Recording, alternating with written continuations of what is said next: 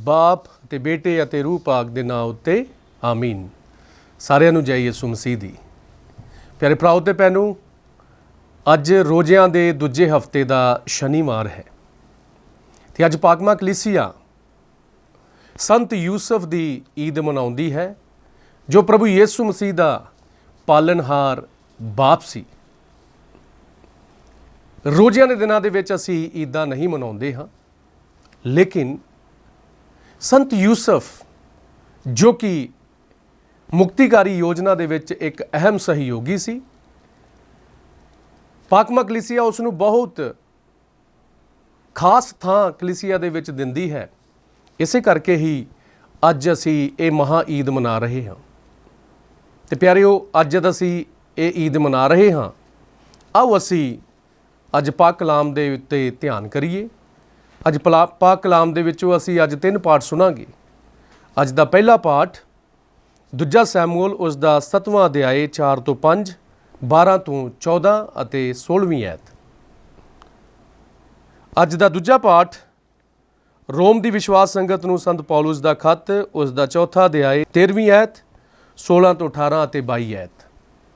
ਤੇ ਅੱਜ ਦੀ ਜੋ ਅੰਜੀਲ ਹੈ ਮੱਤੀ ਦੀ, ਉਸ ਦਾ ਪਹਿਲਾ ਅਧਿਆਇ 16ਵੀਂ ਐਤ 18 ਤੋਂ 21 ਅਤੇ 24 ਐਤ। ਆਓ ਅਸੀਂ ਅੱਜ ਇਸ ਈਦ ਨੂੰ ਮਨਾਉਂਦੇ ਹੋਏ ਪ੍ਰਭੂ ਦੀ ਬਾਣੀ ਦੇ ਉੱਤੇ ਧਿਆਨ ਕਰੀਏ ਅਤੇ ਧਿਆਨ ਦੇ ਨਾਲ, ਅਦਬ ਦੇ ਨਾਲ ਇਹਨਾਂ ਪਾਠਾਂ ਨੂੰ ਸੁਣੀਏ ਅਤੇ ਪ੍ਰਭੂ ਦੀ ਬਰਕਤ ਹਾਸਲ ਕਰੀਏ। ਪਾਠ ਪਹਿਲਾ ਸੈਮੂਅਲ ਦੀ ਦੂਸਰੀ ਪੁਸਤਕ ਵਿੱਚੋਂ ਉਸ ਦਾ 7 ਬਾਬ 4 ਤੋਂ 5, 12 ਤੋਂ 14 ਅਤੇ 16 ਆਇਤ ਤੱਕ।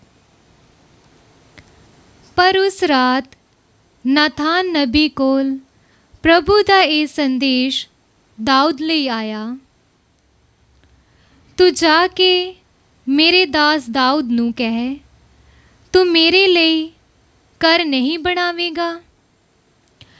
ਤੇਰੇ ਮਰਨ ਅਤੇ ਆਪਣੇ ਪੁਰਖਿਆਂ ਕੋਲ ਜਾਣ ਦੇ ਪਿੱਛੋਂ ਮੈਂ ਤੇਰੇ ਇੱਕ ਪੁੱਤਰ ਨੂੰ ਰਾਜ ਗੱਦੀ ਦੇ ਕੇ ਉਸ ਦੇ ਰਾਜ ਨੂੰ ਪੱਕਿਆ ਕਰਾਂਗਾ। ਉਹ ਮੇਰੇ ਲਈ ਵੀ ਇੱਕ ਘਰ ਬਣਾਵੇਗਾ ਅਤੇ ਮੈਂ ਉਸ ਦੀ ਰਾਜ ਗੱਦੀ ਨੂੰ ਹਮੇਸ਼ਾ ਦੇ ਲਈ ਕਾਇਮ ਕਰਾਂਗਾ। ਮੇਰੇ ਅਤੇ ਉਸ ਦੇ ਵਿੱਚ ਪਿਤਾ ਪੁੱਤਰ ਦਾ ਰਿਸ਼ਤਾ ਹੋਵੇਗਾ। ਇਸ ਦੇ ਲਈ ਉਸ ਦੀ ਗਲਤੀ ਕਰਨ ਉੱਤੇ ਮੈਂ ਪਿਤਾ ਵਾਂਗ ਉਸ ਨੂੰ ਡੰਡੇ ਨਾਲ ਠੀਕ ਕਰਾਂਗਾ। ਸੋ ਤੇਰਾ ਵੰਸ਼ ਅਤੇ ਰਾਜ ਹਮੇਸ਼ਾ ਤੱਕ ਰਹੇਗਾ ਅਤੇ ਤੇਰੇ ਕੁਲ ਦਾ ਕਦੀ ਅੰਤ ਨਹੀਂ ਹੋਵੇਗਾ। ਇਹ ਪ੍ਰਭੂ ਦੀ ਬਾਣੀ ਹੈ। ਖੁਦਾ ਦਾ ਸ਼ੁਕਰ ਹੋਵੇ। ਪਾਠ ਦੂਸਰਾ ਰੋਮੀਆਂ ਦੀ ਪੁਸਤਕ ਵਿੱਚੋਂ ਉਸ ਦਾ 4 ਬਾਬ 13 ਐਤ 16 ਤੋਂ 18 ਅਤੇ 22। ਵਾਅਦਾ ਜੋ ਖੁਦਾ ਨੇ ਅਬਰਾਹਮ ਅਤੇ ਉਸ ਦੇ ਵੰਸ਼ ਨਾਲ ਕੀਤਾ ਸੀ ਕਿ ਉਹ ਸੰਸਾਰ ਦੇ ਵਾਰਸ ਹੋਣਗੇ, ਧਰਮ ਵਿਧਾਨ ਦੇ ਕਾਰਨ ਨਹੀਂ, ਸਗੋਂ ਈਮਾਨ ਦੀ ਧਾਰਮਿਕਤਾ ਦੇ ਕਾਰਨ ਕੀਤਾ ਗਿਆ ਸੀ। ਇਸੇ ਕਾਰਨ ਹੀ ਈਮਾਨ ਦੇ ਆਸਰੇ ਤੇ ਹੈ, ਤਾਂ ਕਿ ਵਾਅਦਾ ਫਜ਼ਲ ਉੱਤੇ ਟਿਕੇ ਅਤੇ ਅਬਰਾਹਮ ਦੀ ਤਮਾਮ ਨਸਲ ਉੱਤੇ ਲਾਗੂ ਨਾ ਹੋਵੇ, ਨਾ ਕੇਵਲ ਉਹਨਾਂ ਲੋਕਾਂ ਉੱਤੇ ਜੋ ਧਰਮ ਵਿਧਾਨ ਦੇ ਪੈਰੋਕਾਰ ਹਨ, ਸਗੋਂ ਉਹਨਾਂ ਸਾਰਿਆਂ ਉੱਤੇ ਵੀ ਜੋ ਇਸ ਦੇ ਈਮਾਨ ਦੇ ਹਿੱਸੇਦਾਰ ਹਨ, ਕਿਉਂਕਿ ਉਹ ਸਾਡਾ ਸਾਰਿਆਂ ਦਾ ਬਾਪ ਹੈ। ਜਿਵੇਂ ਕਿ ਲਿਖਿਆ ਹੋਇਆ ਹੈ, ਮੈਂ ਤੈਨੂੰ ਬਹੁਤ ਸਾਰੀਆਂ ਕੌਮਾਂ ਦਾ ਬਾਪ ਬਣਾਇਆ ਹੈ। ਅਬਰਾਹਮ ਉਸ ਖੁਦਾ ਦੀ ਨਜ਼ਰ ਵਿੱਚ ਸਾਡਾ ਬਾਪ ਹੈ, ਜਿਸ ਉੱਤੇ ਉਸਨੇ ਈਮਾਨ ਰੱਖਿਆ ਹੈ, ਅਤੇ ਜੋ ਮੁਰਦਿਆਂ ਨੂੰ ਜਿਵਾਂਦਾ ਅਤੇ ਜੋ ਹੋਂਦ ਵਿੱਚ ਹੀ ਨਹੀਂ ਹਨ, ਉਹਨਾਂ ਨੂੰ ਹੋਂਦ ਵਿੱਚ ਲਿਆਂਦਾ। ਇਸ ਲਈ ਉਸ ਦਾ ਈਮਾਨ ਉਸ ਦੇ ਲਈ ਧਾਰਮਿਕਤਾ ਗਿਣਿਆ ਗਿਆ। ਇਹ ਪ੍ਰਭੂ ਦੀ ਪਾਕ ਬਾਣੀ ਹੈ। ਖੁਦਾ ਦਾ ਸ਼ੁਕਰ ਹੋਵੇ। ਪ੍ਰਭੂ ਤੁਹਾਡੇ ਨਾਲ ਹੋਵੇ ਅਤੇ ਤੁਹਾਡੀ ਰੂਹ ਨਾਲ ਵੀ ਹੋਵੇ। ਪਾਠ ਪਵਿੱਤਰ ਅੰਜੀਲ ਮੱਤੀ ਦੇ ਅਨੁਸਾਰ। ਤੇਰੀ ਵਡਿਆਈ ਹੋਵੇ ਐ ਪ੍ਰਭੂ। ਯਕੂਬ ਪਿਤਾ ਸੀ ਯੂਸਫ ਦਾ ਜਿਸ ਦੀ ਪਤਨੀ ਮਰੀਅਮ ਤੋਂ ਯਿਸੂ ਪੈਦਾ ਹੋਇਆ, ਜੋ ਮਸੀਹ ਅਖਵਾਉਂਦਾ ਹੈ। ਯਿਸੂ ਮਸੀਹ ਦਾ ਜਨਮ ਇਸ ਤਰ੍ਹਾਂ ਹੋਇਆ, ਜਦੋਂ ਉਸ ਦੀ ਮਾਂ ਮਰੀਅਮ ਦੀ ਮੰਗਣੀ ਯੂਸਫ ਨਾਲ ਹੋਈ ਸੀ। ਉਹਨਾਂ ਦੇ ਇਕੱਠੇ ਹੋਣ ਤੋਂ ਪਹਿਲਾਂ ਹੀ ਉਹ ਰੂਹ ਪਾਕ ਤੋਂ ਗਰਭਵਤੀ ਪਾਈ ਗਈ। ਉਸ ਦਾ ਪਤੀ ਯੂਸਫ ਇੱਕ ਧਰਮੀ ਆਦਮੀ ਸੀ ਅਤੇ ਉਹ ਮਰੀਅਮ ਨੂੰ ਖੁੱਲ੍ਹੇਆਮ ਬੇਇੱਜ਼ਤ ਨਹੀਂ ਕਰਨਾ ਚਾਹੁੰਦਾ ਸੀ। ਇਸ ਲਈ ਉਸ ਨੇ ਮਰੀਅਮ ਨੂੰ ਚੁੱਪ-ਚਪੀਤੇ ਛੱਡ ਦੇਣ ਦਾ ਫੈਸਲਾ ਕੀਤਾ। ਪਰ ਜਦੋਂ ਅਜੇ ਉਹ ਇੰਜ ਸੋਚ ਹੀ ਰਿਹਾ ਸੀ ਤਾਂ ਪ੍ਰਭੂ ਦਾ ਇੱਕ ਫਰਿਸ਼ਤਾ ਉਸ ਨੂੰ ਸੁਪਨੇ ਵਿੱਚ ਇਹ ਕਹਿੰਦੇ ਹੋਏ ਦਿਖਾਈ ਦਿੱਤਾ, ਯੂਸਫ, ਦਾਊਦ ਦੇ ਪੁੱਤਰ, ਮਰੀਅਮ ਆਪਣੀ ਪਤਨੀ ਨੂੰ ਆਪਣੇ ਘਰ ਲੈ ਆਉਣ ਤੋਂ ਨਾ ਡਰ, ਕਿਉਂਕਿ ਜੋ ਬੱਚਾ ਉਸ ਦੀ ਕੁੱਖ ਵਿੱਚ ਹੈ ਉਹ ਰੂਹ ਪਾਕ ਤੋਂ ਹੈ। ਉਹ ਇੱਕ ਪੁੱਤਰ ਜਣੇਗੀ ਅਤੇ ਤੂੰ ਉਸ ਦਾ ਨਾਮ ਯਿਸੂ ਰੱਖਣਾ, ਕਿਉਂਕਿ ਉਹ ਆਪਣੇ ਲੋਕਾਂ ਨੂੰ ਉਹਨਾਂ ਦੇ ਪਾਪਾਂ ਤੋਂ ਮੁਕਤ ਕਰੇਗਾ। ਜਦੋਂ ਯੂਸਫ ਨੀਂਦ ਤੋਂ ਜਾਗਿਆ ਤਾਂ ਉਸਨੇ ਪ੍ਰਭੂ ਦੇ ਫਰਿਸ਼ਤੇ ਦੀ ਆਗਿਆ ਅਨੁਸਾਰ ਜਿਵੇਂ ਉਸ ਨੂੰ ਕਿਹਾ ਗਿਆ ਸੀ ਕੀਤਾ। ਉਹ ਆਪਣੀ ਪਤਨੀ ਨੂੰ ਆਪਣੇ ਘਰ ਲੈ ਆਇਆ।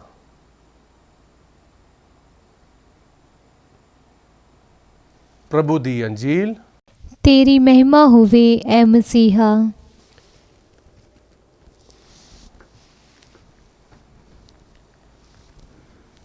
ਮਸੀਹ ਵਿੱਚ ਪਿਆਰੇ ਭਰਾਓ ਤੇ ਭੈਣੋ,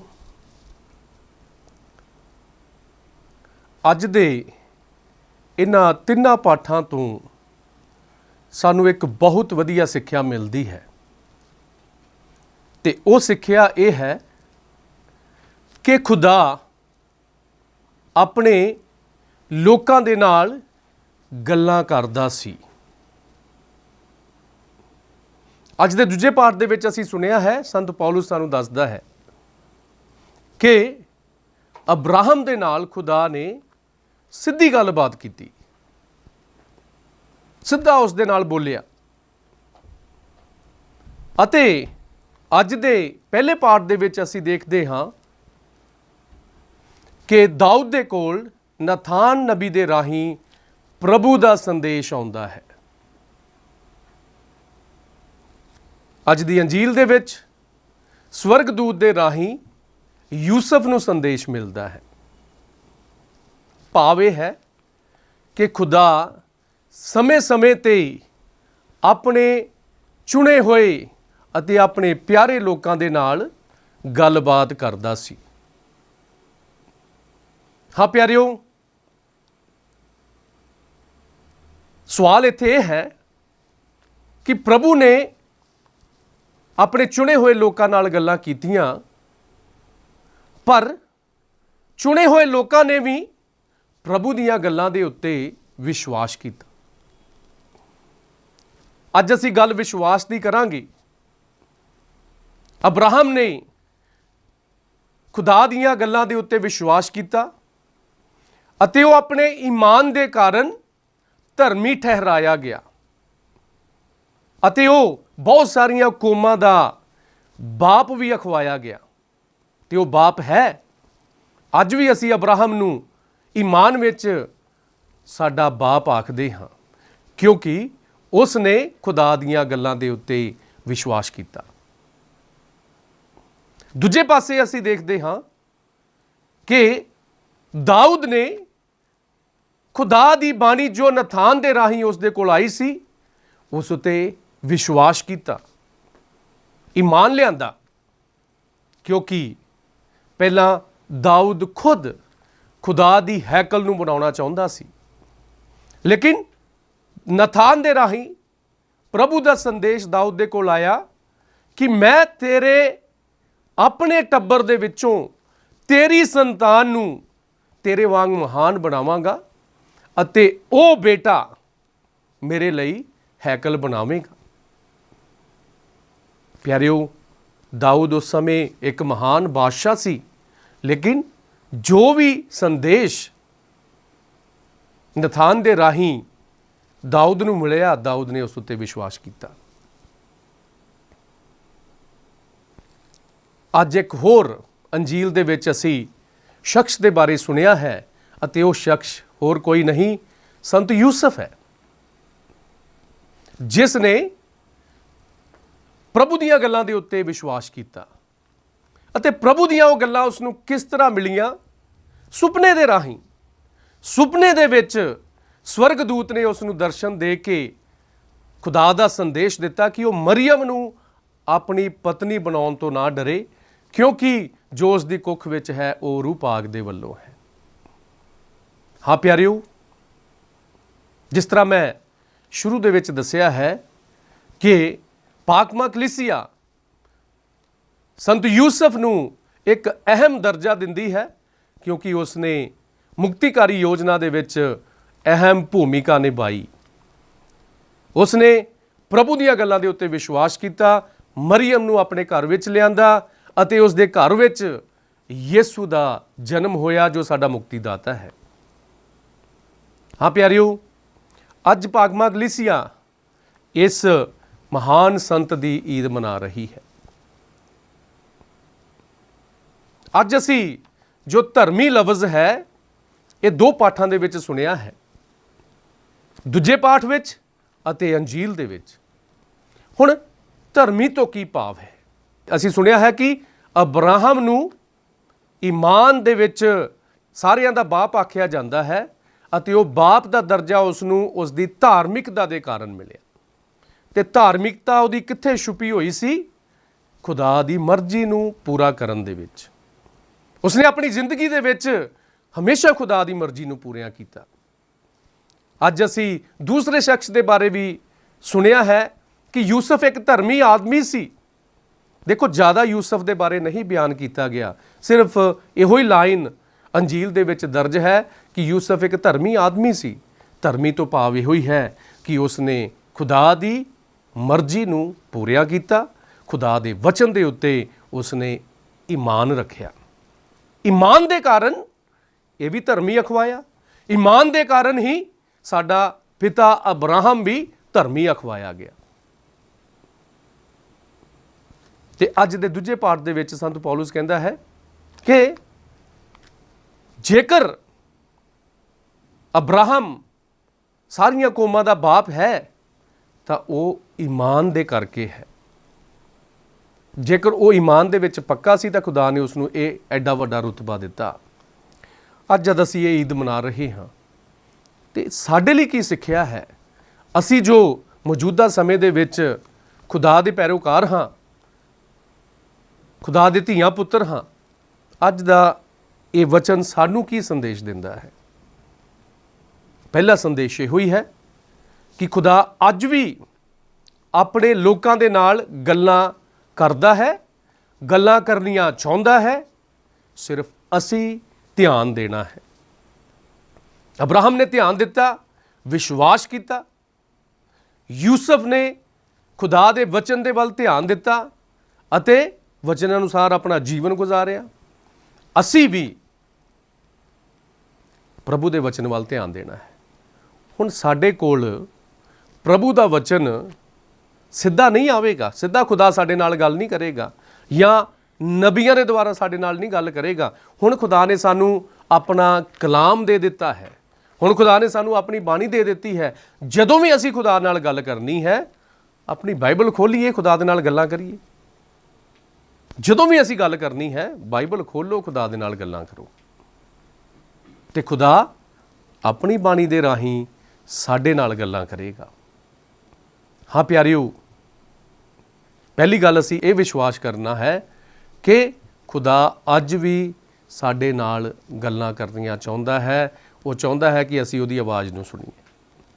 ਦੂਜਾ ਜੋ ਸੰਦੇਸ਼ ਹੈ ਇਹਨਾਂ ਪਾਠਾਂ ਦੇ ਵਿੱਚੋਂ ਸਾਨੂੰ ਇਹ ਮਿਲਦਾ ਹੈ ਕਿ ਅਸੀਂ ਧਰਮੀ ਬਣ ਜਾਈਏ।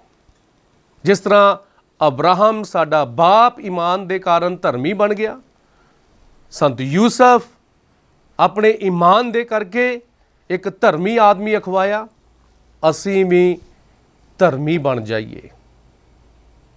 ਧਾਰਮਿਕਤਾ ਦੇ ਵਿੱਚ ਅਸੀਂ ਅੱਗੇ ਵੱਧ ਜਾਈਏ। ਤੇ ਧਾਰਮਿਕਤਾ ਕਾਹਦੇ ਵਿੱਚ ਹੈ? ਜਿਸ ਤਰ੍ਹਾਂ ਮੈਂ ਤੁਹਾਨੂੰ ਦੱਸਿਆ ਹੈ, ਖੁਦਾ ਦੀ ਮਰਜ਼ੀ ਨੂੰ ਪੂਰੀ ਕਰਨ ਦੇ ਵਿੱਚ ਹੈ। ਤੇ ਆਓ ਅਸੀਂ ਅੱਜ ਜਦ ਇਹ ਈਦ ਮਨਾ ਰਹੇ ਹਾਂ, ਅਸੀਂ ਅੱਜ ਫੈਸਲਾ ਕਰੀਏ ਕਿ ਅਸੀਂ ਖੁਦਾ ਦੇ ਨਾਲ ਗੱਲਾਂ ਕਰਨ ਦੇ ਲਈ ਉਹਦੀ ਬਾਣੀ ਨੂੰ ਪੜ੍ਹਾਂਗੇ ਅਤੇ ਫਿਰ ਉਹ ਬਾਣੀ ਨੂੰ ਅਸੀਂ ਸੁਣਨ ਦੀ ਕੋਸ਼ਿਸ਼ ਕਰਾਂਗੇ ਕਿ ਖੁਦਾ ਸਾਡੇ ਨਾਲ ਕੀ ਗੱਲਬਾਤ ਕਰਨੀ ਚਾਹੁੰਦਾ ਹੈ, ਕੀ ਸੰਦੇਸ਼ ਦੇਣਾ ਚਾਹੁੰਦਾ ਹੈ। ਤੇ ਦੂਸਰੀ ਗੱਲ ਇਹ ਹੈ ਕਿ ਅਸੀਂ ਧਾਰਮਿਕ ਬਣ ਜਾਈਏ, ਧਰਮੀ ਲੋਕ ਬਣ ਜਾਈਏ ਜੋ ਖੁਦਾ ਦੇ ਵਚਨਾਂ ਅਨੁਸਾਰ ਜੀਵਨ ਗੁਜ਼ਾਰਦੇ ਹਨ, ਖੁਦਾ ਦੀ ਬਾਣੀ ਨੂੰ ਸੁਣਦੇ ਹਨ ਅਤੇ ਬਾਣੀ ਅਨੁਸਾਰ ਚੱਲਦੇ ਹਨ। ਤੇ ਸੰਤ ਯੂਸਫ ਸਾਡੇ ਲਈ ਇੱਕ ਨੇਕ ਨਮੂਨਾ ਹੈ। ਤੇ ਸੰਤ ਯੂਸਫ ਜਿਸ ਤਰ੍ਹਾਂ ਉਸ ਨੇ ਬੜੀ ਇਮਾਨਦਾਰੀ ਦੇ ਨਾਲ ਈਮਾਨ ਨੂੰ ਕਾਇਮ ਰੱਖਿਆ, ਪਾਕ ਖਾਨਦਾਨ ਦੀ ਬਹੁਤ ਹੀ ਚੰਗੇ ਤਰੀਕੇ ਦੇ ਨਾਲ ਪਾਲਣਾ ਪੋਸ਼ਣਾ ਕੀਤੀ, ਦੇਖਭਾਲ ਕੀਤੀ, ਅੱਜ ਅਸੀਂ ਵੀ ਆਪਣੇ ਪਰਿਵਾਰਾਂ ਦੇ ਵਿੱਚ ਇਸੇ ਤਰ੍ਹਾਂ ਹੀ ਸੰਤ ਯੂਸਫ ਦੇ ਵਾਂਗ ਪਰਿਵਾਰਾਂ ਨੂੰ ਈਮਾਨ ਵਿੱਚ ਅੱਗੇ ਲੈ ਜਾਈਏ, ਪਰਿਵਾਰਾਂ ਦੀ ਦੇਖਭਾਲ ਕਰੀਏ, ਈਮਾਨ ਵਿੱਚ ਉਹਨਾਂ ਨੂੰ ਕਾਇਮ ਰੱਖੀਏ, ਚੰਗੀ ਸਿੱਖਿਆ ਦੇਈਏ ਤਾਂ ਕਿ ਸਾਡੇ ਪਰਿਵਾਰ ਵੀ ਧਰਮੀ ਪਰਿਵਾਰ ਅਖਵਾਉਣ ਦੇ ਯੋਗ ਹੋ ਜਾਣ। ਖੁਦਾ ਸਾਨੂੰ ਸਾਰਿਆਂ ਨੂੰ ਬਰਕਤ ਦੇਵੇ।